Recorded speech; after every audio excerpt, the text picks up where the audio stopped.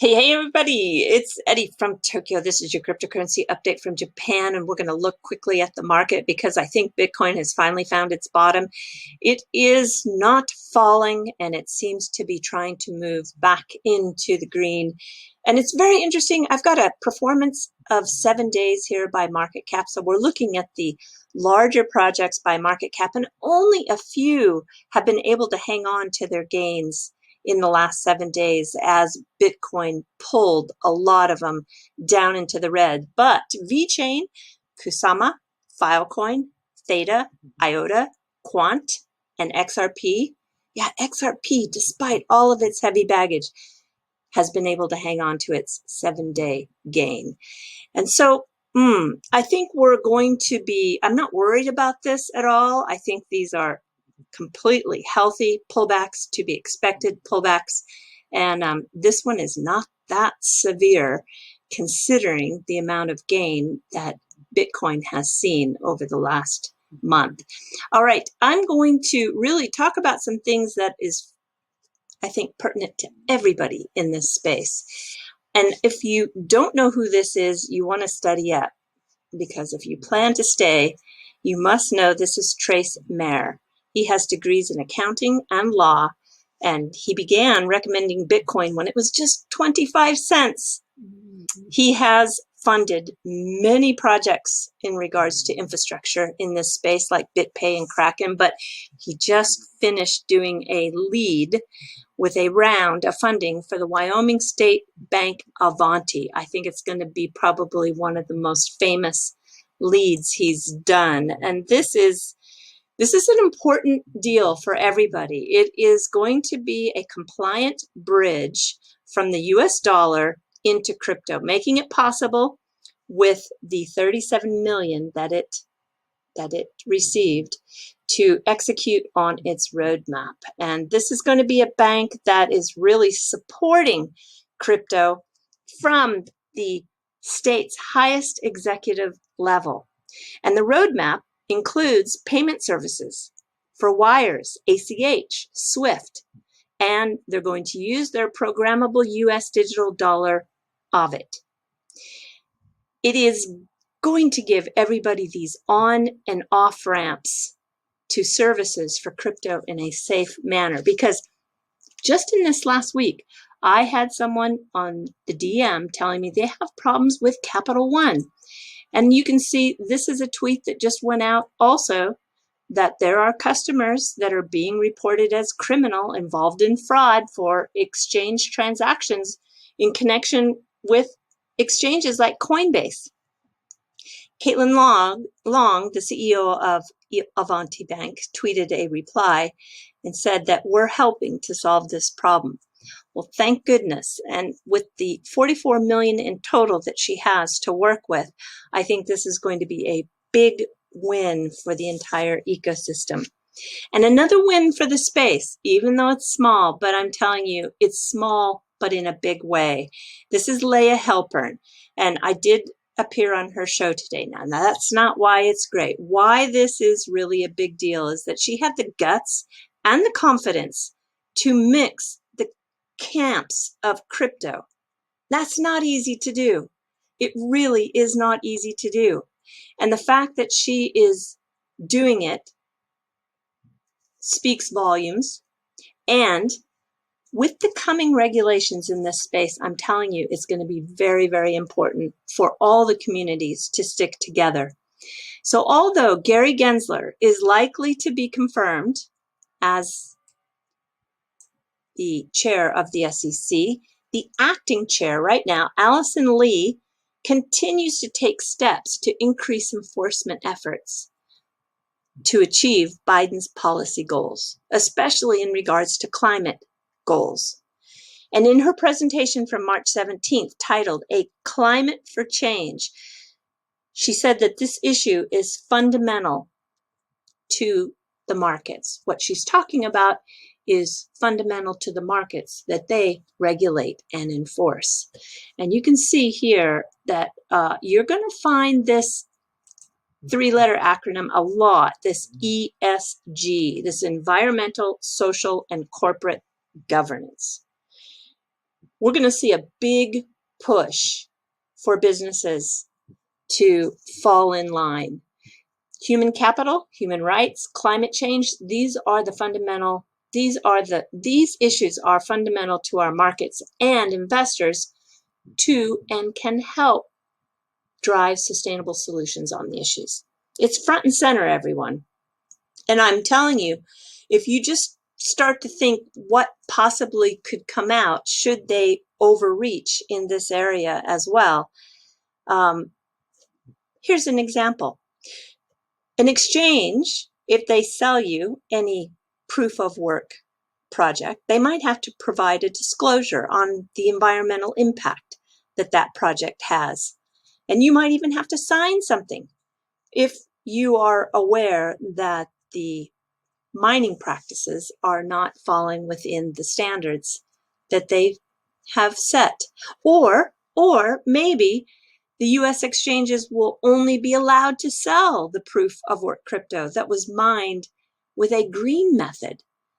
Now, there is a lot of work that's being done to try to capture the flare and then turn that to hydrogen to power the energy, but it just hasn't been perfected yet. And maybe, you know, as crazy as it may sound, maybe US buyers will be required by law to pay a carbon tax on top of the market price for any project that doesn't meet those standards. I want you to listen to the GM, the general manager of Ripple X at Ripple. She is speaking here in regards to the commitment that Ripple has made, and driving sustainability through cryptocurrency is a big priority for Ripple. Just listen to, I just want you to listen to only about 58 seconds. If I start it right here, you'll get a real feel, I think, for the overall agenda that's being set. Why you feel fintechs are well positioned to make a carbon neutral future for global finance a reality? Sustainability, of course, is a global priority across all industries, and finance is no exception. If we look at financial systems and money, they weren't built green by design, given the times. And so you look at something like cash, and it's not, we don't have to just consider the energy consumed to use cash, but also the water pollution and deforestation that goes into making the cash. So I think what fintechs have as an advantage is they're becoming more and more a part of the larger global financial system. And being digital first, we have the opportunity to be green by design and to be addressing sustainability upfront so that it's scalable into the future. I think that's good. And she does talk about, you know, coming together and working to find the solutions, which I would really prefer to see, as opposed to where I love Emi Yoshikawa. I really love her to death. And she was in the Japanese media. And this is educating people the differences of proof of work and proof of stake. And she provided the comparisons. And the problem I have with this, and I know I'm going to speak freely here, but the problems that I see is when you do this side-by-side comparison, instead of focusing on what the solutions could be, by doing these comparisons, it's kind of like saying that I'm good, you're bad. And it just kind of furthers the division, which I am just so tired of. And I want to see the entire space work. So I worry that when we think about the SEC, I don't doubt that there's one thing they will try to do, and that is overreach again. They're going to try to power grab and to have more reasons to disgorge profits from the space and its participants. And so I just, yeah, you can tell I'm not big on the regulation when it comes to, I'm all for improving the environmental impact, but I would like to do it in a way that is very collectively done positively, instead of trying to always point out the differences, creating the division, and not coming to the table with solutions. We should be coming to the table with solutions. How about this? How about this? Have we tried this? Let's use our resources and our brains to do this. But I don't see enough of that in this space. All right, so where is Gary Gensler? Well, I can take you to the executive calendar for Monday, March 29th, and I was able to find the unanimous consent, which is an agreement to proceed with the executive session to resume consideration for his nomination. That's not exactly what we're looking for. So I went kind of poking around the social media of Robin E. Dolezal. This is Mr. Gensler's senior executive assistant, and it did lead me somewhere. It led me to the Senate.gov Daily Press website, where it says that the Senate stands adjourned on Thursday, April 8th at the end of the day, and then will convene again April 12th, and to resume with a cloture filed by Schumer for Gary Gensler. A cloture is a word borrowed from the French language, which means in this Senate speak, to quickly end or to come to closure. So I do believe this is our day, which will be April 12th. You can see here, right there. And it is on the agenda. You can see that the cloture was filed and Gary Gensler to be member of the Securities and Exchange Commission. So I think this is the day. And I did find that that schedule is confirmed in one more spot, which is on Twitter. This is the feed uploaded about 10 hours ago with the Senate Press Gallery. So I do feel, seeing it in two places, that it's probably the day. Well, we have one person in the community that is missing, and I think it's a bit odd because this is the 5th day now, going on 6 days that we haven't heard from Bearable Bull. And I know Bearable Bull, or BB, or Bear as you're called, everybody's worried about you. So I hope you are well, and do let us know that everything is okay. And somebody else from the community, wow, congratulations, Tony.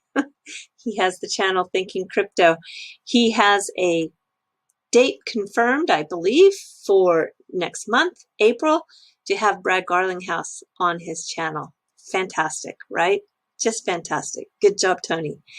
And then if I take you into a site that's very interesting if you're interested in tracking the NFTs and its progress, this is cryptoart.io, and it's going to lead me into the fluff.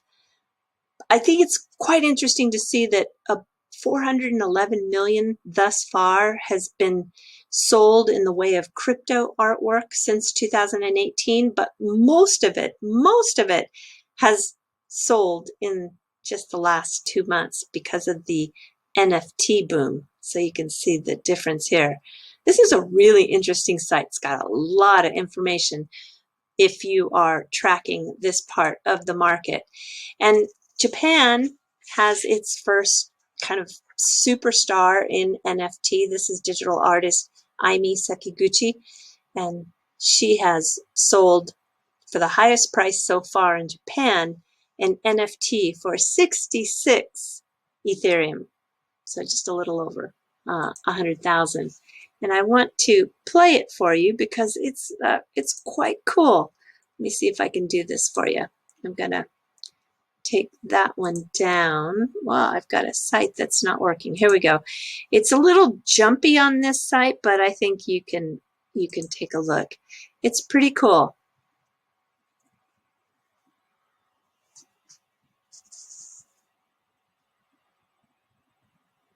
It's only 14 seconds long. We come into Falling Wisteria. There's a 4-tier pagoda in the back, and the Kingyo. Kingyo is the fancy goldfish, which is very, very Japanese. So there you have it. Yeah, this site, for some reason, I'm just sure that it wasn't meant to be a little, I'm sure it was supposed to be smooth, but I think the site is either, needing to have more powerful servers or something. I don't think it's my connection, because I have really, really great connection.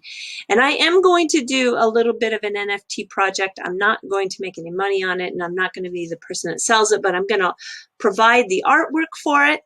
And that is, I'm going to do it today, as a matter of fact. I'm going to capture some images of the cherry blossoms here, and then I'm going to send it to an artist who is then going to make an NFT. So yeah, all I'm doing is just providing the image so that this artist can use it, because I think it's a cool project. I would like to see, I don't want to give it away, but this artist has a very special technique, and I'm going to just do that for free. All right, everybody, do take care. Sayonara for now. Bye-bye.